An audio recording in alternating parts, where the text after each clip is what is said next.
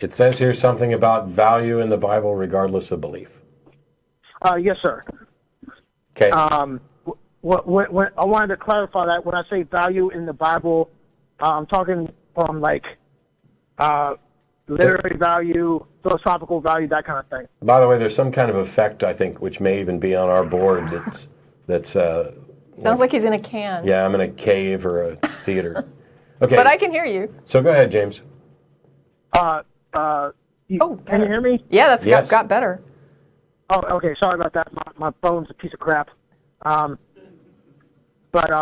Yeah. So when I talk about the value in the Bible, regardless of whether you believe it, I think there's value within the Bible from the literary standpoint, from the larger philosophical stance. Whether you believe it or not, it's obviously got a major impact in society and so forth. I would argue it has values similar to value of all mythological works, literary works, and that sort of thing. Sure. What difference does that make?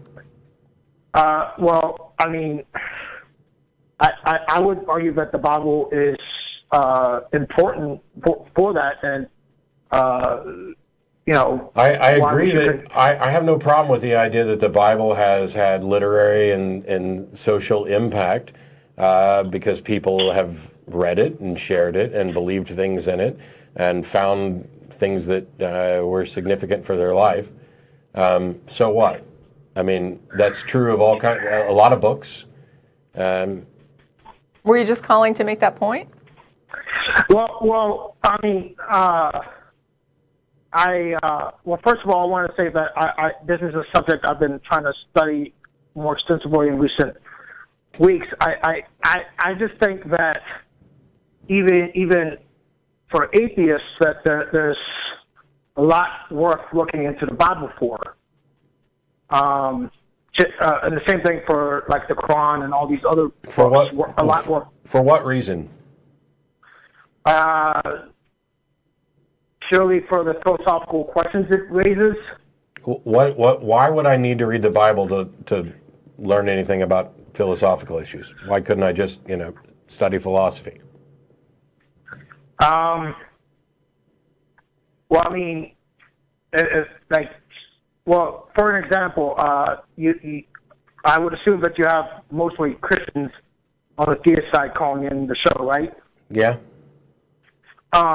And so I think in order for the betterment of the discussion, for the betterment of commonality and so forth, it helps to have the Bible as a frame of reference for those discussions. Sure, but that's okay.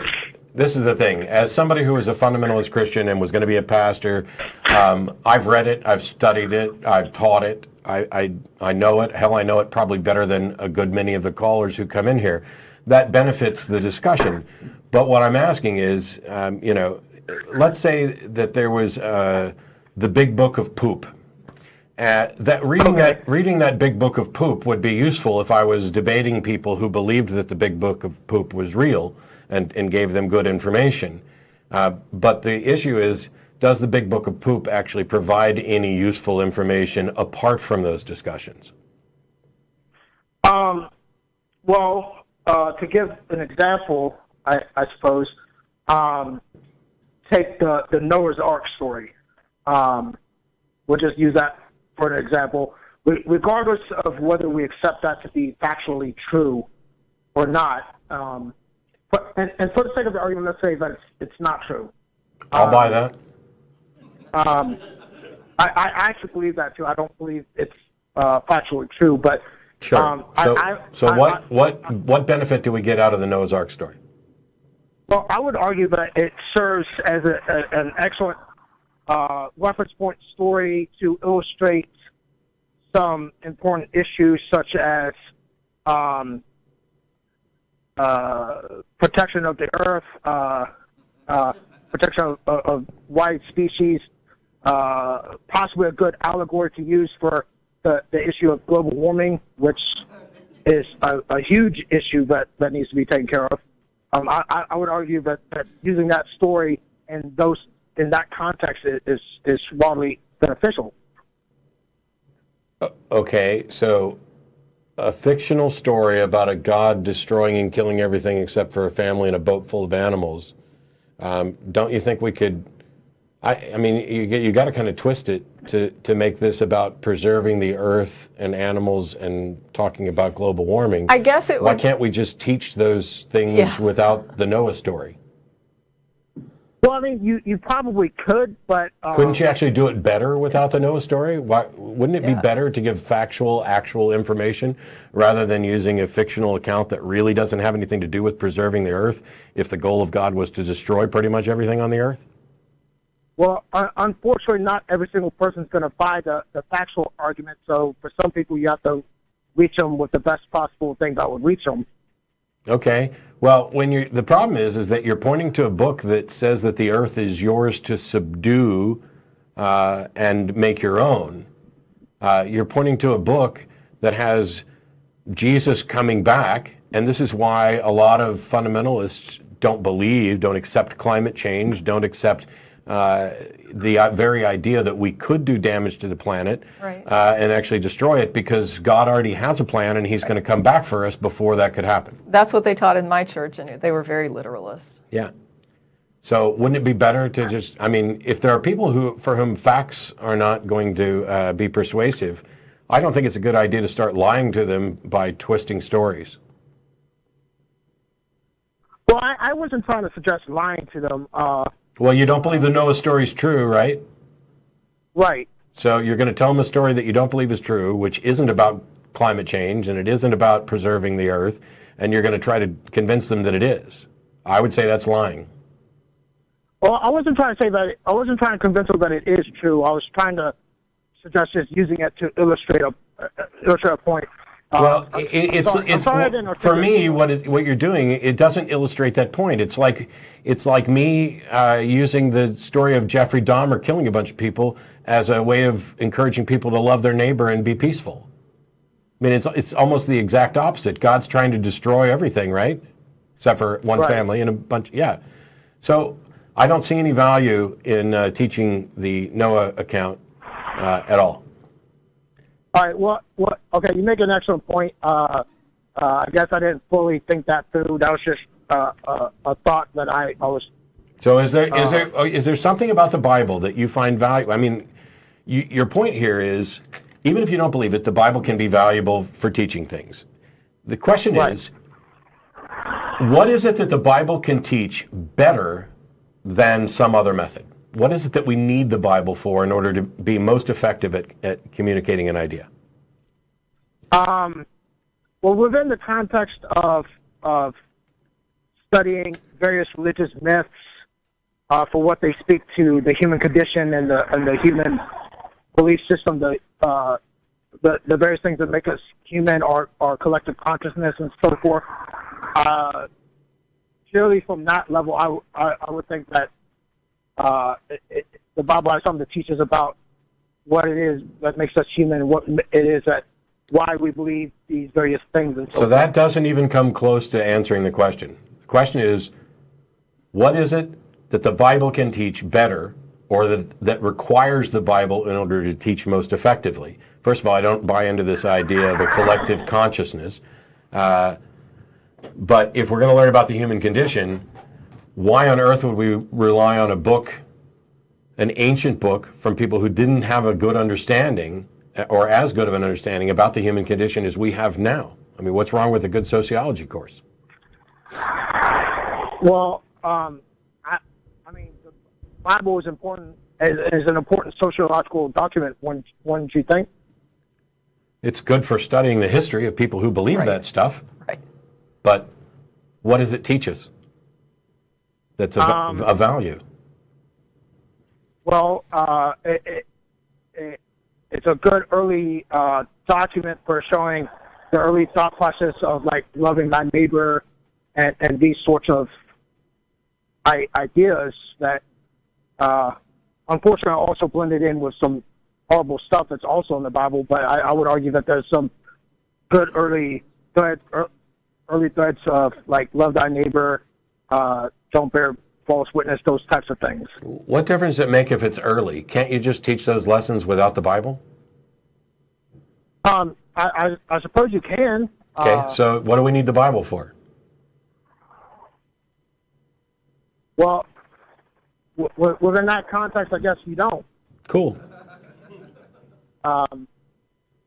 It was just I guess within that you don't really need the Bible. I'll grant you that. That was a good point. Well, I'm glad we agree. We don't need the Bible. Right. So one thing to think about is, with the understanding that we don't actually need the Bible, I mean, your purpose for calling in was to talk about value in the Bible.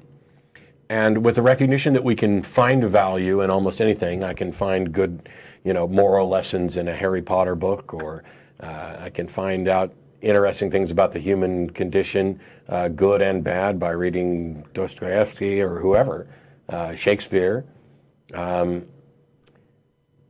Might be worth thinking about, why were you even looking for a way to add value to a book which has so much objectionable content, when anything good could be achieved without that book? Well, first, when you mentioned Shakespeare, you mentioned like the Harry Potter books and so forth. Many of these writers, especially writers within Shakespeare's time and so forth, they drew inspiration from biblical stuff and so forth. Well, that's about drawing inspiration from the archetypes of stories that human beings have been telling forever. I would say Harry Potter draws more from Tolkien and from actual European mythology than it does from the Bible. There's so much more pulled from that.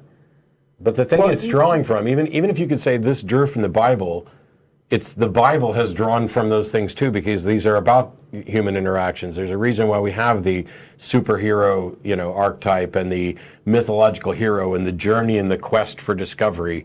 There's nothing about the Bible that I find is significant in any of this. It's just another example. Right, it is just another example. I think that its value only exists in the fact that it is a cultural perspective based on, there's a time span there, so there's multiple cultures represented, but it is a cultural representation of their view of what was valuable, of what was correct, the way that they viewed humans and their place in the cosmos. And so you have that point, right? Like you have, let's just imagine that we've got this graph, and they are one point on this graph, and then every other culture is going to be a point on the graph as well. And at the end of the day, it's good to have the comprehensive bunch of points on that graph so that you can kind of compare and contrast, like what things do we have in common culturally as people, and where do we differ culturally as people, and why do we have those differences, and what causes those commonalities? What is it about us as human beings that makes it so common among cultures that we view this, and very different aspects of how we view this? That makes it relevant because it is a record of what these people valued, albeit not an unaltered record. So for what we can look at, it speaks to, and like Matt is saying, one example. And it may just be one example, but with the many examples, then we can derive information about ourselves from that. But I do agree with Matt that as far as like a specific example, I don't know that it stands out beyond other examples. I think it's far more valuable to have a comparative religions course than a course on the Bible. Well, yeah, I actually agree with that. And Tracy, what you had brought up about I want to make sure I understand what you were saying, right? The cultural points in the Bible.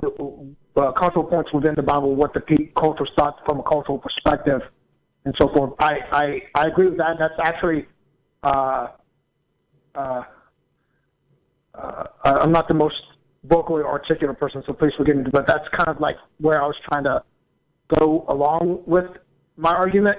That's why I didn't say anything up front, because I didn't want to put words in your mouth. I feel like what you were describing is not what I would have been arguing, as far as the value of the books. Right, and I like I said, I tried writing out various points in my argument and so forth. I'm far better at writing it out than articulating it vocally, so please forgive me. But sure.